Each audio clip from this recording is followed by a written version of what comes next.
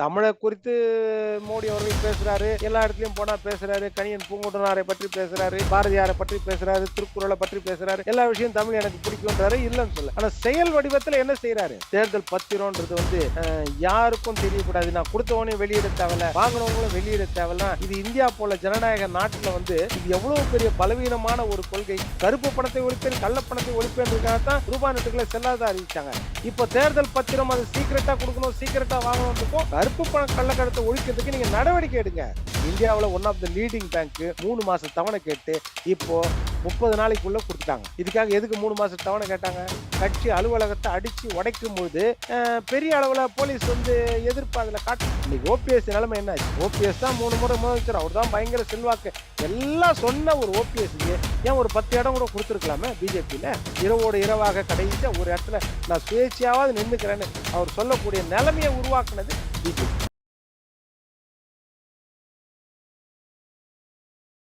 நேயர்களுக்கு வணக்கம். இன்றைய நேர்காணலில் நம்மோடு இருந்திருப்பவர் அரசியல் விமர்சகர் திரு பொன் வில்சன் அவர்கள். வணக்கம். வணக்கம். 2024 நாடாளுமன்ற தேர்தலில் அண்ணாமலையோட வளர்ச்சி எப்படி சார்? இல்ல, அண்ணாமலை வளர்ச்சின்றதை விட பிஜேபி வளர்ச்சின்றது தான். பிஜேபியை பொறுத்த வரைக்கும் தமிழ்நாட்டுக்கு பிரதமர் நிறைய தடவை வந்து போறாரு, இல்லைன்னு சொல்லல. ஆனா என்னன்னா, தமிழ்நாட்டுக்கு தனிப்பட்ட முறையில என்ன செய்தாங்க அப்படின்றத வந்து யாருனாலும் தெளிவுபடுத்தணும். தமிழ்நாட்டுக்கு தனிப்பட்ட முறையில தேசிய அளவுல வந்து டிஸ்ட்ரிபியூட் பண்றது, சாலை விரிவாக்கம் போடுறது, அதெல்லாம் விமான நிலைய விரிவாக்கம், இதெல்லாம் தேசிய அளவுல செய்யற விஷயம். அதுல வந்து தமிழ்நாட்டின் பங்கும் வந்துடும். தமிழ்நாட்டிற்கு என்று தனிப்பட்ட முறையில என்ன செய்திருக்கிறாங்க அப்படின்றது தான் நம்மளுக்கு முக்கியமான விஷயம். குறிப்பா சொல்லணும் அப்படின்னா, பிஜேபியை பொறுத்த வரைக்கும் இன்றைக்கு அவங்களுக்கு இருக்க வீக்னஸ், டிராபேக் என்னன்னா, வெள்ளத்துல, அதான் நம்ம வட தமிழகம் எடுத்துக்கிட்டிங்கன்னா, சென்னை, காஞ்சிபுரம், திருவள்ளூர், செங்கல்பட்டு, இதெல்லாம் வந்து திருவள்ளூர் இதெல்லாம் வந்து ஒவ்வொரு முறையும் புயலாலேயோ வெள்ளத்தாலேயோ பாதிக்கப்படும். வெள்ளம் நீக்கும், அதுக்கப்புறம் நிவாரணம் கேட்போம். ஆனா வரலாறு காணாத வகையா இந்த தடவை தென் மாவட்டங்கள்ல தென் மாவட்டங்கள்ல தூத்துக்குடி, திருநெல்வேலி, அந்த திருச்செந்தூர், இந்த பக்கம் கோவில்பட்டி, இதெல்லாம் வந்து மிகப்பெரிய அளவுல பாதிப்பு ஏற்பட்டுச்சு இந்த தடவை. எல்லா மழை வெள்ளத்தால ஒரு மாடி அளவுக்கு கூட தண்ணி நிக்கிற அளவுக்கு மிகப்பெரிய பாதிப்பு. மொத்த நகரங்களே வெள்ளத்துல மூழ்கி போய் கிடந்துச்சு. ஆனால் 2 முறை வந்து பார்வையிடுறதுக்காக மத்திய குழு வந்துச்சு. அதற்கு முன்னாடி 500 சில்லற ரூபாய் கொடுத்தாங்கன்னா, அது வந்து மாநில பேரிடர் நிதி. அது ஆண்டு கொடுக்கிற காசை வந்து அட்வான்ஸா கொடுத்தாங்க, அவ்வளவுதான் ஒழிய. மற்றபடி 2 முறை குழு வந்து பார்த்துச்சு, மத்திய குழு. மத்திய குழு வந்து பார்த்த பிறகு ஒரு நயா பைசாயை கூட நம்ம தமிழ்நாட்டுக்கு கொடுக்கவில்லை நிவாரணம். இது பெரிய குறைபாடா இல்லையா? தமிழை குறித்து மோடி அவர்கள் பேசுறாரு, எல்லா இடத்துலயும் போனா பேசுறாரு, கணியன் பூங்குன்றனாரை பற்றி பேசுறாரு, பாரதியாரை பற்றி பேசுறாரு, திருக்குறளை பற்றி பேசுறாரு, எல்லா விஷயம் தமிழ் எனக்கு பிடிக்கும்ன்றாரு, இல்லைன்னு சொல்ல. ஆனா செயல் வடிவத்துல என்ன செய்யறாரு? இது வந்து மக்கள் மத்தியில அப்படி இருக்குது. தென் மாவட்ட மக்கள் மத்தியில, வட மாவட்ட மக்கள்ல வெள்ள நிவாரணம்ன்றது போதிய அளவுல கொடுக்கப்படலை. ஏன்னா ஒவ்வொரு வீட்லயும் லட்சக்கணக்கில் பாதிப்பு ஏற்பட்டுச்சு. கட்டில், மெத்தை, பீரோல இருந்து தொடங்கி ஃப்ரிட்ஜ், வாஷிங் மிஷின்ல இருந்து அத்தனையும் தண்ணியில அடிச்சுட்டு போற நிலைமையை உருவாச்சு. அப்புறம் வீடுகள் சேதமடைந்து போய்விட்டது. அப்புறம் எத்தனையோ உடைமைகள், உயிரிழப்புகள் ஏற்பட்டிருக்குது. அப்ப நிவாரணம்ன்றது பெரிய அளவுல இல்ல அப்படின்றது, மத்திய அரசு எதுவுமே கொடுக்கல அப்படின்ற போது அது ஒரு பெரிய கேள்விக்குறியாகுது. ஏதாவது ஒரு அமௌண்ட் அவங்க வந்து பார்த்துட்டு போனாங்கல்ல, மத்திய பார்வையாளர் குழு பார்த்துட்டு போன பிறகு ரிசல்ட் என்ன? அவங்க என்னதான் அறிக்கை கொடுத்தாங்க அப்போ? அதுதானே தேவை. அப்ப அவங்க அறிக்கை என்ன குடுத்துட்டாங்க? பாதிப்பே இல்லன்னு குடுத்தாங்களா? இல்ல பாதிப்பு இருக்குது, இவ்வளவு பணம் குடுக்கலான்னு குடுத்தாங்களா? அதுக்காகத்தானே மத்திய குழு பார்வையிட வருதே. வந்து பார்த்துட்டு போன பிறகு ஒரு ரிசல்ட்டும் குடுக்கல அப்படின்னும்போது அது ஒரு பிரச்சனையா இருக்குது. எலக்ட்ரல் பாண்ட், அது வந்து தேர்தல் பத்திரம்ன்றது வந்து யாருக்கும் தெரியக்கூடாது, நான் கொடுத்தவனே வெளியிட தேவையில்ல, வாங்கினவங்களும் வெளியிட தேவையில்ல. இது இந்தியா போல ஜனநாயக நாட்டுல வந்து இது எவ்வளவு பெரிய பலவீனமான ஒரு கொள்கை. இது போல ஒரு கொள்கை எடுக்கிறாங்கன்னா, அது எவ்வளவு பெரிய அது பாதிப்பை ஏற்படுத்தும்னு ஏன் உணரல பிஜேபி அரசாங்கம்? அப்படின்றது ஒரு பெரிய கேள்விக்குறி. அவங்க வளர்ச்சி திட்டங்கள் பண்ணாங்க, நாட்டை வளர்ச்சி பாதைக்கு கொண்டு போனாங்க, குடும்ப அரசியலை எதிர்த்து அரசியல் பண்றாங்க. அதெல்லாம் தவறு கிடையாது. அதெல்லாம் நம்ம வந்து விமர்சிக்கல. ஒரு பக்கம் அது செய்றாங்க, வளர்ச்சி திட்டங்கள் செய்றாங்க. இன்னொரு பக்கம் இது போன்ற தமிழ்நாட்டின் ஜனநாயகத்தை, குறிப்பாக இந்தியாவின் ஜனநாயகத்தை பாழ்படுத்துற வேலையும் செய்றாங்களா இல்லையா? கருப்பு பணத்தை ஒழிப்பேன், கள்ள பணத்தை ஒழிப்பேன்றதுக்காக தான் ரூபாய் நோட்டுகளை செல்லாத அறிவிச்சாங்க.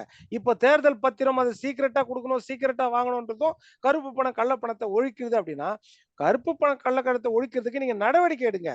அதுக்காக நீங்க வந்து வீட்ல நம்ம இது இருக்குது அப்படின்னா, பூச்சி இருக்குது அப்படின்னா, வீட்டை கொளுத்துற வேலை செய்யக்கூடாது இல்லையா? அததானே பார்க்கணும். மூட்டை பூச்சி இருக்குதுன்றதுக்காக வீட்ட கொளுத்திற முடியாது. அதுபோல நீங்க வந்து அந்த சிஸ்டத்துல ஊழல் இருக்குதுன்னு ஊழல கண்டுபிடிச்சு தண்டிக்கணும். ஆனால் அந்த சிஸ்டத்தையே வந்து இல்லீகல் முறைய வந்து லீகல் முறையா மாத்த முடியுமா? அப்படி மாத்தக்கூடாது. அதுல தான் மிகப்பெரிய டிராபேக் இந்த தடவ ஆச்சு. சுப்ரீம் கோர்ட்டும் அது அரசியல் சாசன சட்டத்திற்கு விரோதமானது அப்படின்னு சொல்லிருச்சு. சொன்ன பிறகும் ஸ்டேட் பேங்க் இந்தியாவுல one of the leading bank 3 மாச தவணை கேட்டு இப்போ 30 நாளைக்குள்ள குடுத்துட்டாங்க. இதுக்காக எதுக்கு 3 மாசம் தவணை கேட்டாங்க? இப்ப வெட்ட வெளிச்சம் ஆயிடுச்சா? எஸ்பிஐ எதனால யாருடைய அழுத்தத்தால 3 மாச தவணை கேட்டாங்க? ஜூன் 30ஆம் தேதி வரைக்கும் கேட்டாங்க. இன்றைக்கு பார்த்தீங்கன்னா, கிட்டத்தட்ட 10, 15 நாளைக்குள்ள எல்லாத்தையும் குடுத்துட்டாங்கல்ல. இப்போ இதெல்லாம் வந்து ஒரு டிராபேக். இது என்னன்னா, 3 விஷயங்கள குறிக்குது. பிஜேபி தோற்கடிக்கப்பட முடியாத கட்சி கிடையாது. அத வெளிப்படுத்துது. 2வது வந்து பிஜேபி வந்து ஊழலுக்கு அப்பாற்பட்ட கட்சி அப்படின்னு சொல்ல முடியாது. பிஜேபியும் வெளிப்படை தன்மை உள்ள கட்சி அப்படின்னும் சொல்ல முடியாது. இதெல்லாம் இன்றைக்கு வந்து வெளிச்சத்துல வந்துக்குது. பிஎம் கேர் ஃபண்ட் அதே மாரி வந்திருக்குது. விவசாயிகள் போராட்டம் ஒரு பக்கம் போராட்டம். அதை குறித்து இவர்கள் வந்து என்ன சொல்றாங்கன்னு தெரியல. சிஏஏ சிஸ்டத்துல வந்து நம்ம குடியுரிமை சட்டத்துல அமெண்ட்மென்ட் கொண்டு வந்தது வந்து, அதுல என்ன டிராபேக்னா, மதத்தின் பெயரால் அமெண்ட்மென்ட் கொண்டு வரது தப்பு. ஏன்னா இது வந்து எப்பயோ வாஜ்பாய் காலத்திலேயே கொண்டு வந்தது. அதற்கு பிறகு மன்மோகன் சிங் அவர்களும் பாராளுமன்றத்திலே பேசியிருக்காரு. இந்த மாரி வெளிநாட்டுல இருக்கிற சிறுபான்மை மக்களுக்கு அவங்க மத ரீதியா துன்புறுத்தப்பட்டவர்களுக்கு ஏதாவது வாய்ப்பு குடுக்கணும்னு. ஆனால் அந்த சட்டத்துல அந்த வார்த்தை வரக்கூடாது. அதாவது மதத்தின் பெயரால்னு சொல்லிட்டு செலக்டட் மதங்கள மட்டும் குறிப்பிட்டு, மற்ற மதங்கள புறக்கணிக்கிற மாரி வரக்கூடாது. அப்படின்றது ஒரு பெரிய டிராபேக் தான். இதெல்லாம் வந்து அந்த கட்சிக்கு வந்து வீக்னஸ ஏற்படுத்துது. குறிப்பா தென் மாநிலங்கள்ல வீக்னஸ ஏற்படுத்துது அப்படின்றது தான். அந்த அளவுக்கு மக்கள் மத்தியில ரிசல்ட் கிடைக்குமானா கிடைக்கும். கடந்த காலத்துல வந்து 2லேருந்து 4% வரைக்கும் அவங்க ஓட்டு வாங்குனாங்க. இந்த முறை வந்து ஓட்டு சதவீதம் கண்டிப்பா கூடி இருக்கலாம். கூடி இருக்கும் அப்படின்றது தான். ஆனா அவங்க எதிர்பார்க்கிற அளவுல இருக்குமா? அப்படின்னா இருக்காது. இன்னொரு பக்கம் ஒரு கட்சியை பலவீனப்படுத்தி தான் வளரணும்னு நினைச்சாங்க. அது வந்து ஒரு மிகப்பெரிய தவறு அது. எந்த கட்சியுமே அப்படி நினைக்கக் கூடாது. அதிமுகன்ற ஒரு கட்சிய வந்து புரட்சித் தலைவர் எம்ஜிஆர், ஜெயலலிதா அம்மா கட்டி காப்பாத்து வளர்த்தின கட்சிய, அதை பலவீனப்படுத்தி வளரணும்னு நினைச்சாங்க. எந்த கட்சியிலயுமே வெளிய போகக்கூடிய ஆட்கள் இருக்க தான் செய்வாங்க. பிஜேபியிலேருந்து யஷ்வந்த் சின்ஹா வெளிய போனாரு. ஜஸ்வந்த் சிங் வெளிய போனாரு. மிகப்பெரிய தலைவர்கள் சில நேரங்கள்ல வெளிய போனாங்க. அத்வானி பெயர் சொல்ல முடியாத அளவுக்கு அத்வானியை முன்னிலைப்படுத்தாம பின்னுக்கு தள்ளினாங்க. இதெல்லாம் முரண்பாடுகள் ஒவ்வொரு கட்சியிலயும் இருக்கும். இப்ப திமுகல வைகோ வெளிய போனாரு ஒரு கட்டத்துல பார்த்தீங்கன்னா, ஒவ்வொரு கட்சியிலயும் அந்த மாரி சில முக்கியஸ்தர்கள் வெளிய போ வேண்டிய சூழ்நிலை ஏற்படலாம். ஆனா அத பயன்படுத்தி இன்னொரு கட்சி வந்து ஆதிக்கம் செலுத்த நினைக்கக்கூடாது. அதுபோல அதிமுகல ஒரு டிராபேக் ஆச்சு. அதை பயன்படுத்தி அதாவது திமுக அதை பயன்படுத்தி செய்யலாம்.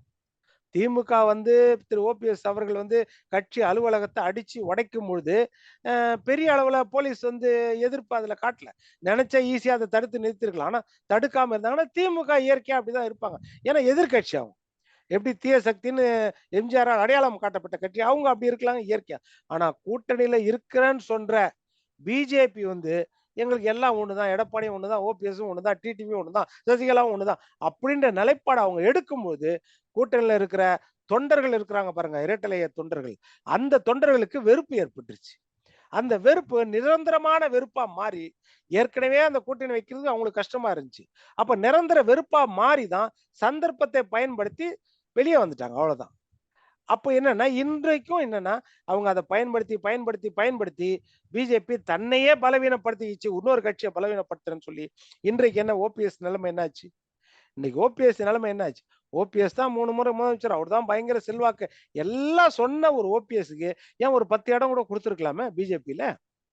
ஆனா கடைசி வரைக்கும் ஒரு இடமும் குடுக்காம, இரவோடு இரவாக கடைசியா ஒரு இடத்துல நான் சுயேட்சையாவது நின்னுக்கிறேன்னு அவர் சொல்லக்கூடிய நிலைமைய உருவாக்குனது பிஜேபி. இது ஒரு பெரிய தவறா இல்லையா இது? நம்ம அரசியலுக்கு அப்பாற்பட்டு பேசுவோம். எந்த கட்சியுமே சரி, கூட்டணியில இருக்கும்பொழுது இந்த மாரி நிலைமைகள எடுக்கக்கூடாது. இப்ப டிடிவி இருக்கிறாருன்னா, ஒரு தனி கட்சி ஆரம்பிச்சுட்டாரு. அவர் வந்து விரோதமா பேசுறான். அதிமுக விமர்சித்து பேசலாம். அது எல்லா உரிமையும் அவருக்கு இருக்குது. அவர நீங்க கூட்டணியில வைக்கலாம். தவறு கிடையாது. ஆனா ஓபிஎஸ்ன்றவரு கட்சியும் வச்சில்ல, கட்சியும் ஆரம்பிக்கல.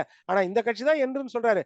அவரை பயன்படுத்தி அதிமுகவை அந்த ரத்தத்தின் ரத்தமாக கருதுகிற அந்த உடன்பிறப்புகளை சோர்வடைய செய்யறது, பலவீனம் செய்யும் போது அது தமிழ்நாட்டுல பிஜேபிக்கு ஒரு பலவீனத்தை ஏற்படுத்தி விட்டது அப்படின்றதான் எல்லாருமே நினைப்பாங்க.